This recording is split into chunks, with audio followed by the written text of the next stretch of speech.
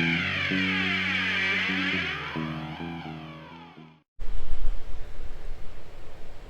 want to talk to you about the Cartesian interaction problem. Let's start with a question. Is it possible for this 8 ball to take up the place where this pool ball number 13 lies? Well, the answer is obviously it is possible, but not at the same time. So it has to push it away.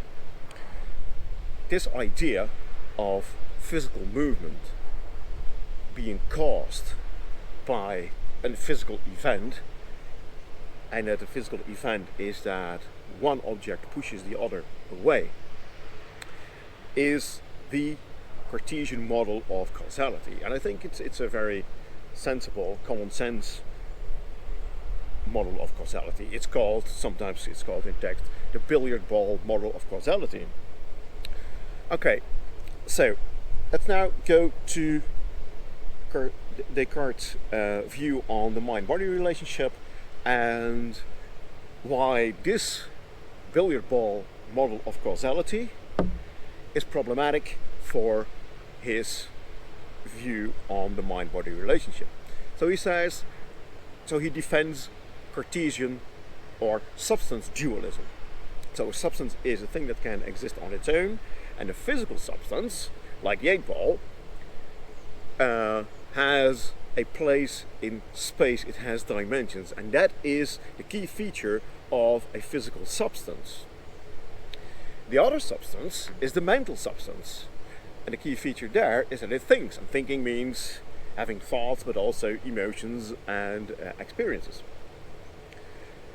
Now, this mental substance does not take up space, it does not have dimensions, it's not extended.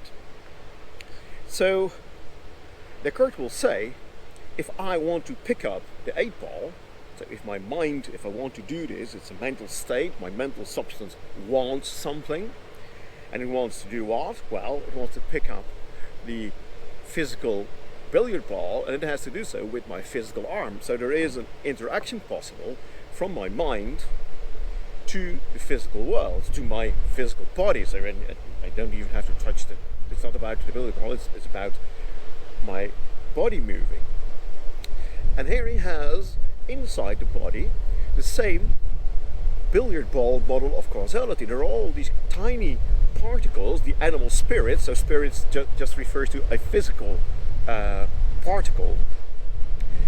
In our blood, in our veins, are all these, in our nerves also, there are all these tiny particles, and what happens?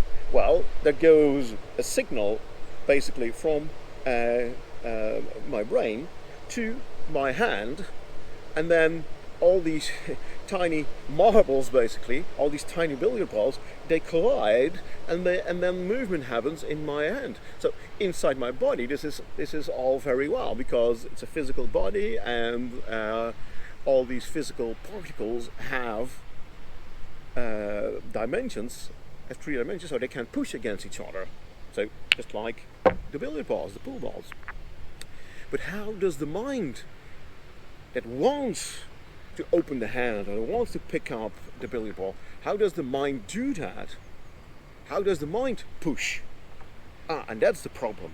The mind has no physical properties, it does not have any dimension, so it cannot push.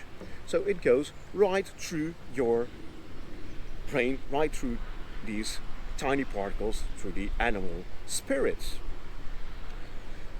So that's a problem, because on the one hand, Descartes says there is interaction possible between mind and the physical world. I am able to open my hand if I want to. But on the other hand, his theory says that it is not possible, because you need to be able to push to cause physical movement. That's this billiard ball model of causality. And if you don't have a place in space, how are you going to push? So that's the interaction problem for Cartesian dualism. On the one hand, interaction has to be possible if I want to do something my body does it, and the other way around. If I step onto a nail, I feel the pain. So there is also this interaction from the physical world to the mental world, from the physical substance to the mental substance. But on the other hand, if something physical moves, then it has to be that is the effect of some prior physical event. Is the effect of a cause that has the effect that this physical body is moving, and that can only happen through collision, through a physical thing pushing against something else, or at least something pushing against something else. And since the mind cannot do that because it doesn't have dimensions, this is a problem.